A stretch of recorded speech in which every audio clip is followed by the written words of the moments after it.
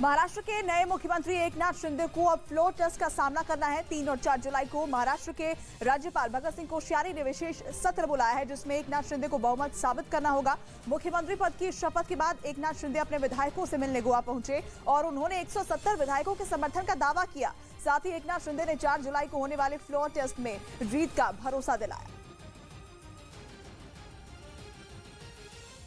वहीं भारत को लेकर बदला अमेरिका का नजरिया अब दुनिया को हैरान कर रहा है। केवल 3 महीने पहले रूस से तेल खरीदने पर अमेरिका भारत को चेतावनी दे रहा था, लेकिन 3 ही महीने में अमेरिका भारत के साथ कूटनीतिक रिश्ते बढ़ाता दिख रहा है।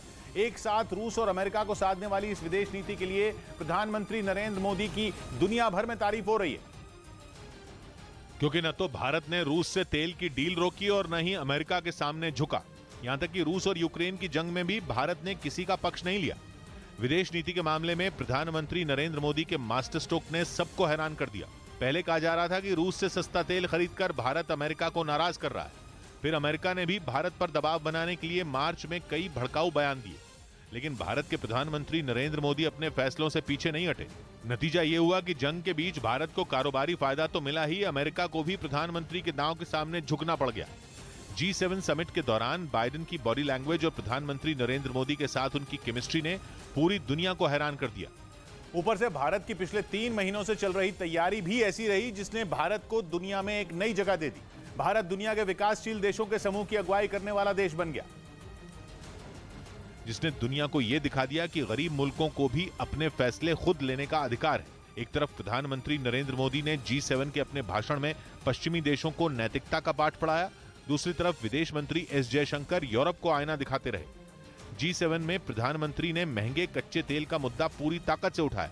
उन्होंने दुनिया को बिना किसी संकोच के ये बताया कि ऊर्जा पर अमीरों और गरीबों का बराबर हक है।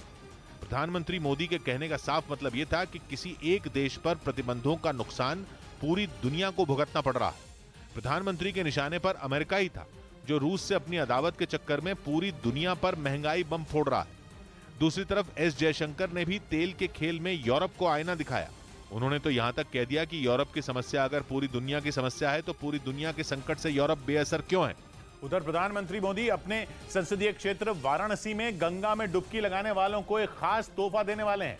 ये तोहफा है गंगा में स्विमिंग पूल का, जिसका फायदा उन लोगों को होगा जिन्हें तैरना नहीं आता और वो गंगा में डुबकी लगाना चाहते हैं। प्रधानमंत्री मोदी जल्द ही उन लोगों को तैरते हुए घाट और स्विमिंग पूल की सौगात देने वाले हैं। सुनने में ये किसी सपने जैसा लगता है, लेकिन इस प्रोजेक्ट से जुड़ा वीडियो सामने आ चुका है। मतलब प्रधानमंत्री जल्द ही अपने संसदीय क्षेत्र में इस सपने जैसे दिखने वाले प्रोजेक्ट की शुरुआत करने वाले हैं। काशी में पर्यटन की नई पहचान बन चुके खिड़किया घाट को इस खास काम के लिए चुना गया। पुनर्निर्माण करके बढ़िया सा एक नया घाट बनाया गया है, तो ना एक एक्सपेरिमेंटल बेसिस पर एक बाथिंग के लिए सुविधा किया जाए। कहा जा रहा है कि तैरता घाट और स्विमिंग पूल एक जगह सफल रहा तो दूसरे घाटों पर भी इसकी व्यवस्था की जाएगी, जिसमें गंगा में डुबकी लगाने आने वालों को एक अलग अनुभव मिलेगा।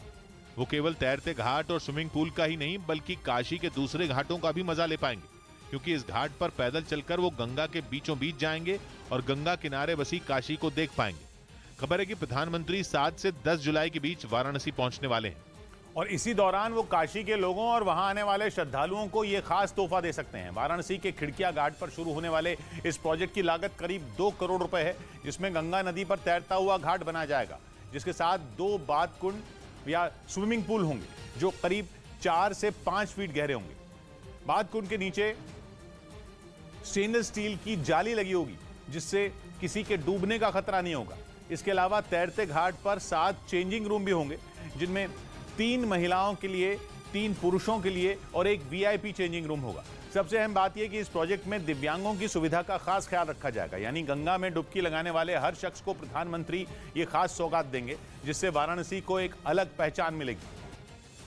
हैदराबाद में आज से बीजेपी की कार्यसमिति की बैठक शुरू हो रही है। राष्ट्रीय कार्यकारिणी की बैठक में प्रधानमंत्री मोदी, बीजेपी अध्यक्ष जेपी नड्डा और गृह मंत्री अमित शाह समेत बीजेपी शासित राज्यों के मुख्यमंत्री शामिल होंगे। इस बैठक में लोकसभा चुनाव की तैयारियों और साथ ही दक्षिण में पार्टी के विस्तार पर मंथन किया जाएगा। वहीं 3 जुलाई को पार्टी की बैठक के बाद पीएम मोदी जनसभा को भी संबोधित करेंगे। आपको बता दें कि बैठक से पहले जेपी नड्डा हैदराबाद पहुंचे और रोड शो के जरिए शक्ति प्रदर्शन किया। इस मौके पर जेपी नड्डा ने कहा कि बीजेपी का तेलंगाना मिशन पूरा होगा और पार्टी अपने दम पर सरकार बनाएगी। दिवालिया होने के कगार पर खड़े पाकिस्तान के सामने अब बिजली संकट की एक बड़ी समस्या खड़ी हो गई है। हालात इस कदर बिगड़ गए हैं कि वहां की टेलीकॉम कंपनियों ने मोबाइल और इंटरनेट सेवा बंद करने की धमकी तक दे दी। और जल्द ही इस संकट का समाधान नहीं ढूंढा गया तो पाकिस्तान में फोन और इंटरनेट सेवा पूरी तरह ठप हो जाएंगी। पाकिस्तान की टेलीकॉम कंपनियों का कहना है कि लगातार हो रही बिजली कटौती की वजह से उन्हें कई तरह की दिक्कतों का सामना करना पड़ रहा है।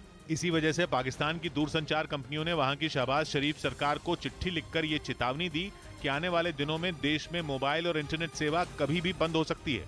असल में पाकिस्तान इस वक्त आर्थिक बदहाली के सबसे बुरे दौर से गुजर रहा है और वहाँ महंगाई बेकाबू हो गई है। पाकिस्तान के पास न पैसा है और न ही उसके पास ऐसा कोई उपाय जिससे वो अपनी अर्थव्यवस्था को पटरी पर ला सके।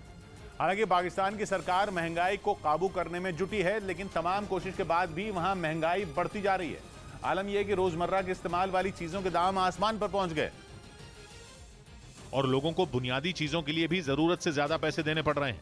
हालात इस कदर बिगड़ चुके हैं कि वहां आने वाले दिनों में भी लोगों को बढ़ती महंगाई से निजात नहीं मिलने वाली है। ऊपर से वहां के लोगों पर महंगाई का एक और बम तब फूट गया जब पाकिस्तान सरकार ने एक बार फिर पेट्रोल और डीजल के दाम बढ़ा दिए। इस बार पेट्रोल की कीमत में 14 रुपए 85 पैसे और डीजल की कीमत में 13 रुपए 23 पैसे की बढ़ोतरी की गई। इसके बाद पाकिस्तान में 1 लीटर पेट्रोल की कीमत वहां की करेंसी में 249 रुपए हो गई, जबकि 1 लीटर डीजल की कीमत 276 पाकिस्तानी रुपए को पार कर गई। पिछले 35 दिनों में यह चौथी बार है जब पाकिस्तान में पेट्रोल और डीजल की कीमत में इजाफा किया गया है। मतलब यह कि आर्थिक संकट से जूझते पाकिस्तान में महंगाई की वजह से हाहाकार मचा है। सिर्फ पेट्रोल और डीजल के दाम ही नहीं बढ़ रहे, बल्कि वहां बिजली की कीमत भी आम आदमी की पहुंच से बाहर होती जा रही है। क्योंकि करीब 1 महीने पहले ही पाकिस्तान की national electric power regulatory authority ने यह ऐलान कर दिया था कि जुलाई से पूरे पाकिस्तान में बिजली 7 रुपए 91 पैसे प्रति यूनिट महंगी हो जाएगी। पहले पाकिस्तान में 1 यूनिट बिजली की कीमत 16 रुपए 91 पैसे थी, लेकिन जुलाई से 1 यूनिट बिजली के लिए लोगों को वहां की करेंसी में 24 रुपए 82 पैसे खर्च करने पड़ रहे हैं। कुछ रोज पहले ही पाकिस्तान के प्रधानमंत्री शहबाज शरीफ ने भी देश को चेतावनी देते हुए कहा था कि जुलाई में उन्हें लोड शेडिंग का सामना करना पड़ सकता है। मतलब ये कि पाकिस्तान में कभी भी ब्लैकआउट हो सकता है और अगर ऐसा हुआ तो पूरे पाकिस्तान में अंधेरा छा जाएगा और हालात बद से बदतर होते चले जाएंगे। हालांकि बिजली उत्पादन के लिए पाकिस्तान LNG यानी लिक्विफाइड नेचुरल गैस खरीदने में जुटा है, लेकिन मुसीबत तब खड़ी हो गई जब कतर से प्राकृतिक गैस खरीदने से जुड़ा एक समझौता रद्द हो गया। एक रिपोर्ट के मुताबिक पाकिस्तान में ईंधन और आर्थिक तंगी की वजह से कई बड़े पावर प्लांट बंद हो चुके हैं। इस वक्त पाकिस्तान में 26,000 मेगावाट बिजली की मांग है, लेकिन वहां बिजली की सप्लाई सिर्फ 19,500 मेगावाट हो रही है। हालांकि पाकिस्तान की सरकार बिजली बचाने की हर मुमकिन कोशिश में जुटी हुई है और इसी कोशिश के तहत सरकारी कर्मचारी के काम के घंटों में कटौती की गई है।